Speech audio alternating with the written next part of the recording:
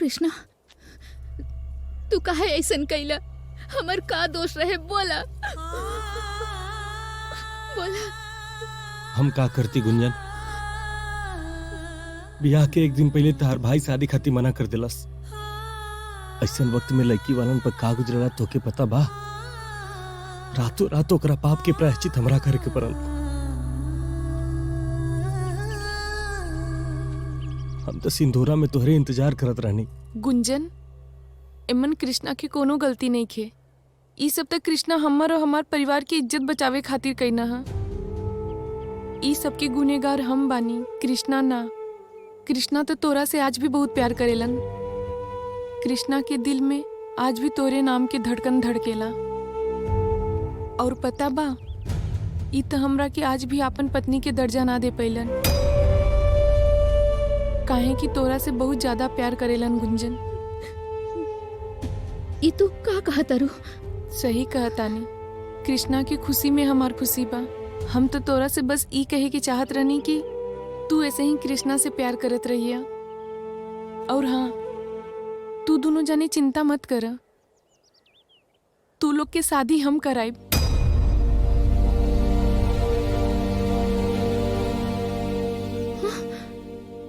तू सच कहा तारू? हाँ,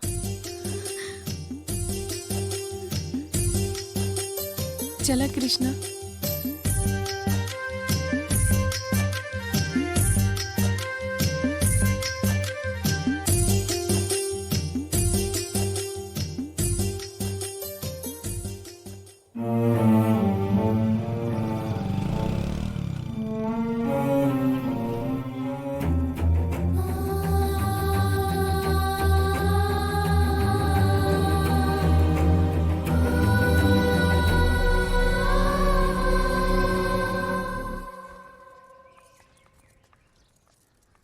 का भेलो बाबू? डॉक्टर का कहलो सा? दुल्हन ठीक ठाक बाड़ी नु?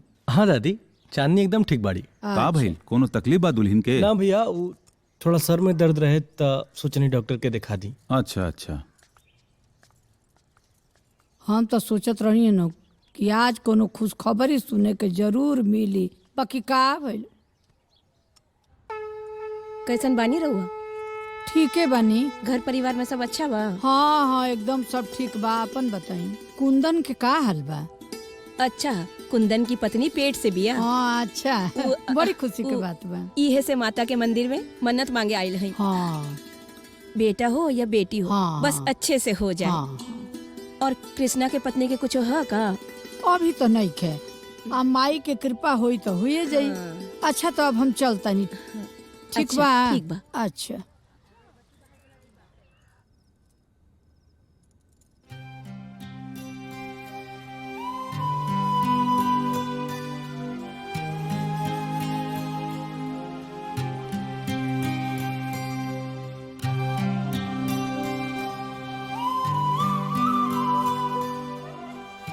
हे भगवान, जब रात भर ये खेल खेली लोग तो हमरा बारिश कहाँ से मिली?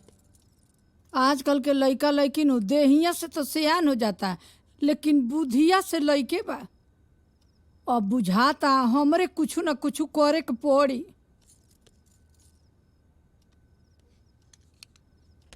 चेक। हमार राजा तो पहले से चेकमेट बा। का मतलब? कुछ ना। अच्छा चांदनी, तू कुछ सोचलू? कौन चीज के बारे में? जवन तू गुंजन से वादा कैले रहलू। ना, अभी सोचले तो ना बानी। बाकी रउआ चिंता मत करी, हमके हमार वादा याद बा। ठीक बा।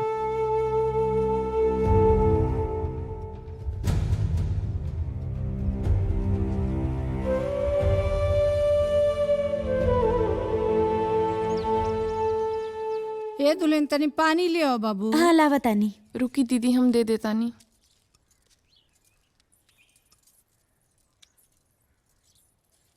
ली दादी। ए दुल्हन, खुशखबरी कब सुनेबू?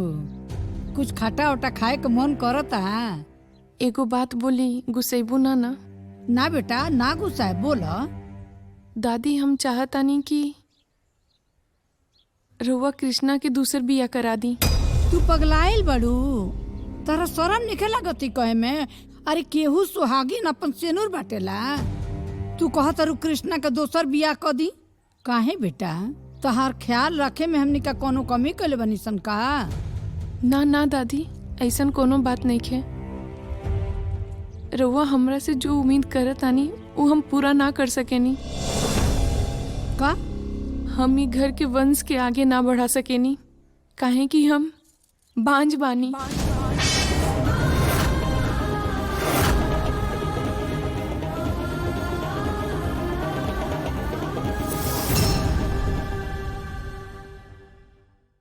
हम ही घर के वंश के आगे ना बढ़ा सकेनी, काहे कि हम बांझ बानी।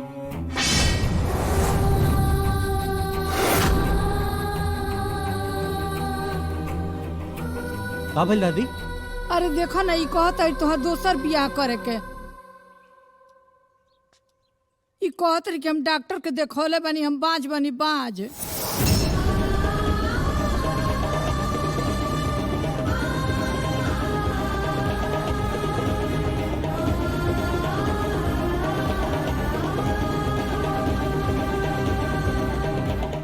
हम एक से एक डॉक्टर से इनकर इलाज कराए, बाकी तोहार हम दूसर बियाह ना करब त ना करब।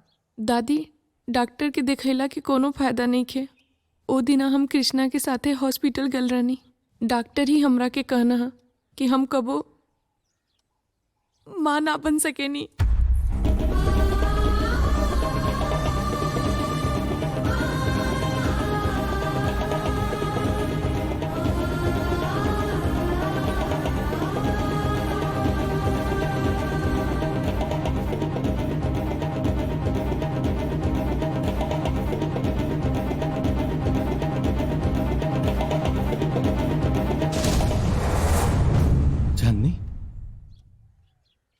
हम का करती कृष्णा, एकरे सिवा हमरा पास कोनो रास्ता ना रहे। ई बड़ा विपद पड़ गईल। अरे दादी शांत हो जा, तू देखिए भगवान सब ठीक कर दी है।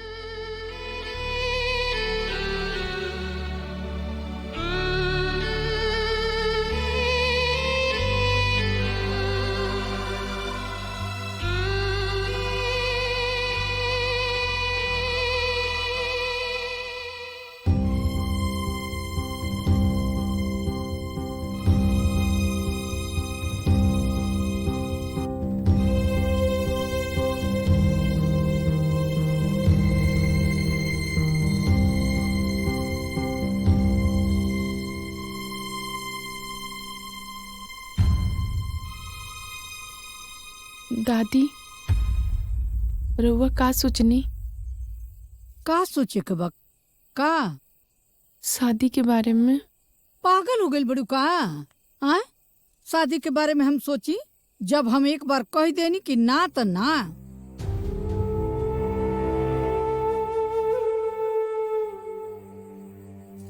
दादी रउआ हमार क्रिया बा, मान जाई नहीं शादी खातिर। कृष्णा के दूसर शादी करा दी।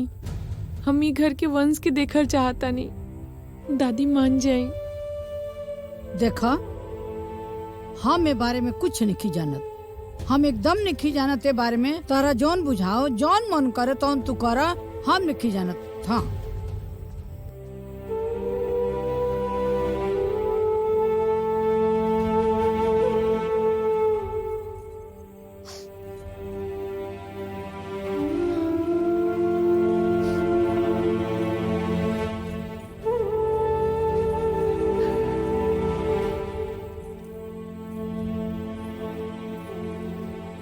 हम दादी के मना लेल बानी शादी खातिर। का बात करता रहू? हाँ जाई खुशखबरी गुंजन के दे आई।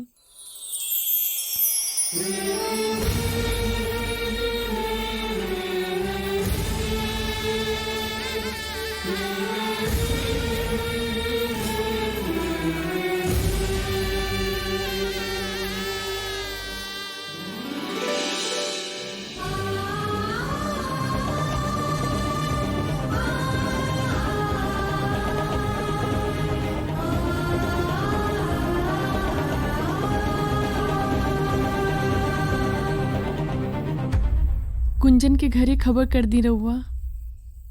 हम अभी कोनो जुगाड़ करता नहीं।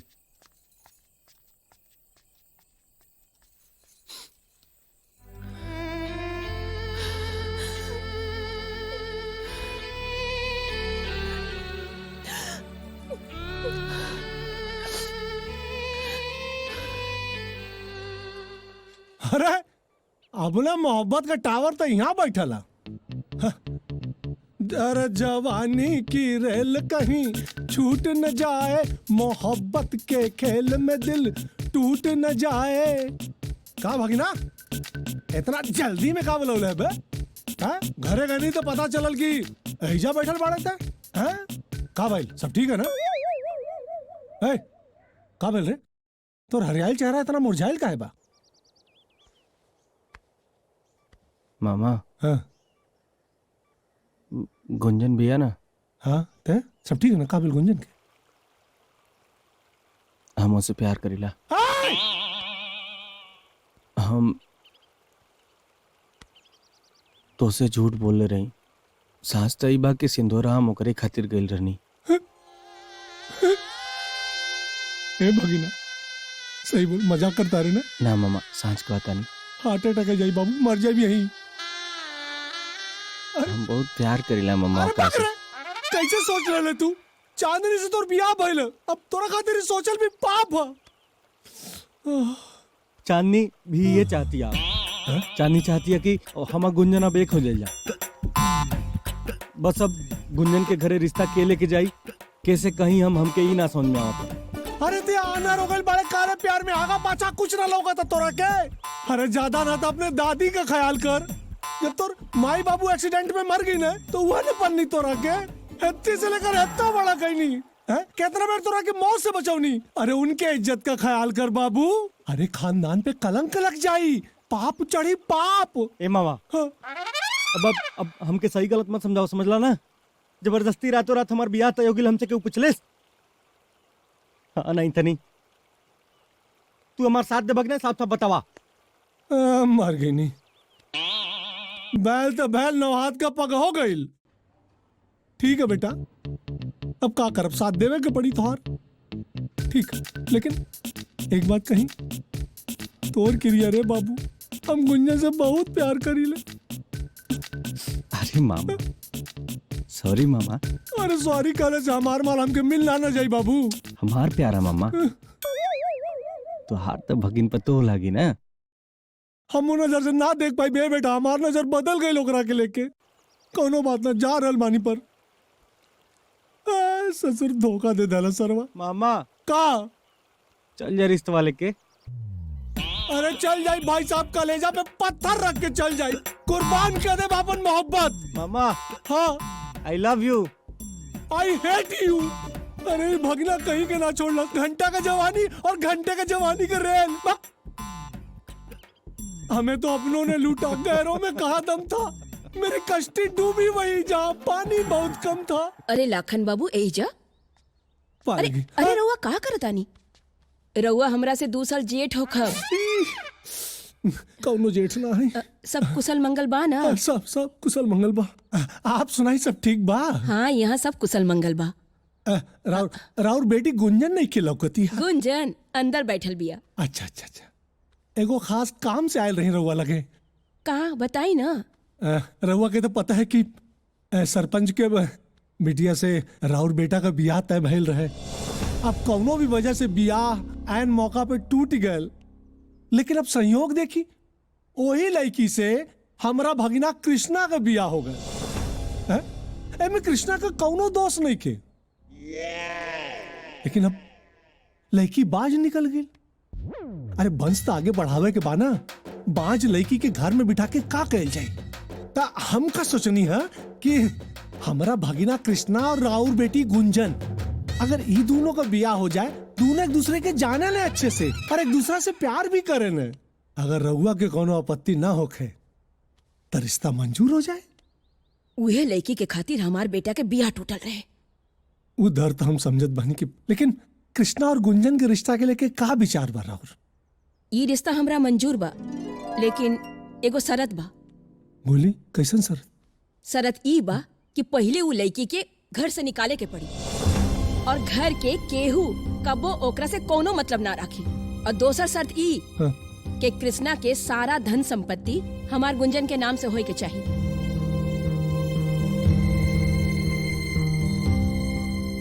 जाई रउआ इस शरत के साथे ब्याह के तैयारी करी।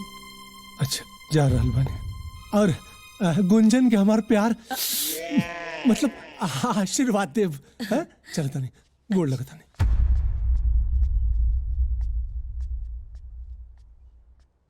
माई ये का कर ताड़ू? अरे हमार शरत पर हमार बेटी के ब्याह हो रहल बा। ए से बेसी हमरा का चाहिए? हाँ जब पता बा कृष्णा के दूसर बियाह हो गईल बा फिरो। ते चिंता न कर, उ घर पर सिर्फ तोहार बहिन और सिर्फ उहे राज करी। ठीक बा, जौन मन करी वो करी, हमरा समझ में कुछ नहीं खे आवत।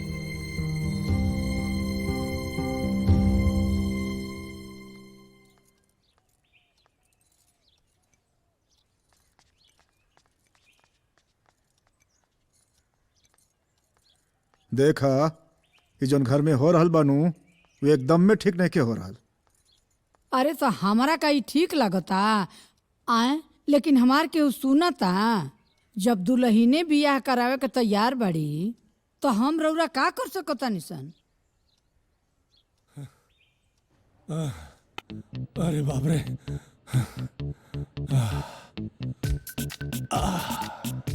क्या बात बरे, इतना हाफत काहे बड़े? का हो चमड़ा के जूता सुंघा दिलसिया गैर तिल कहरू बन के लफंटू सही के आ गइल। बियाह तय करके आ रहल बानी।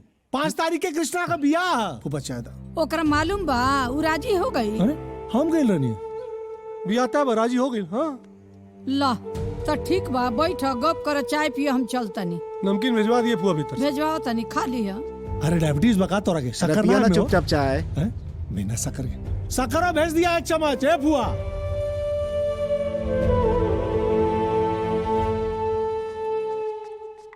अरे मम्मा घर ता कदेला। तोहर बियाह तो तय हो गई, लेकिन एक गड़बड़ बा। का? गुंजन का माई एगो शर्त रख ले का? कि बियाह के बाद चांदनी ये घर में ना रही और तोहार सब प्रॉपर्टी पे गुंजन का हक हुई।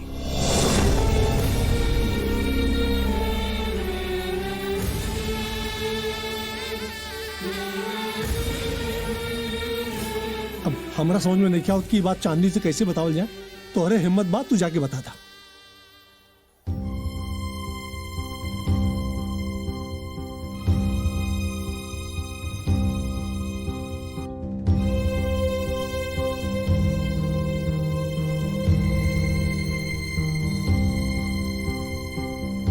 हमार तो दिमाग है ना काम करत बाकी। का भइल, गुंजन के माई शादी खातिर तैयार हो गईली ना? तैयार तो हो गई, लेकिन एक शर्त रख ले। शर्त? कैसन शर्त?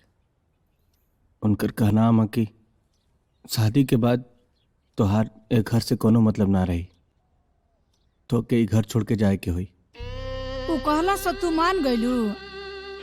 आए शर्त हम रखब, उ ना। दादी हमरा उन लोग के सारा शर्त मंजूर बा, हमरा कोनो दिक्कत नहीं खे। आप लोग हमार चिंता मत करी। जब तू ही अपन बर्बादी सोच लेले बाड़ू आ ठान लेले बाड़ू तो हम का कर सकतनी? तू जो बुझाव तन कर लोगन, हम कुछ नहीं की कह सकत। हाँ कृष्णा, तू हमरे जीवन की चिंता मत कर, हम रह ले। जब तू हमार माई बाबू के बारे में इतना अच्छा सोचला, हमरा से बियाह कैलेला, उनकर इज्जत बचैला, तो ई हमार फर्ज बा कि हम तोरा के गुंजन से मिलवाई। ऐसे तू एकदम चिंता मत कर, हमरा कोनो दिक्कत नहीं खे।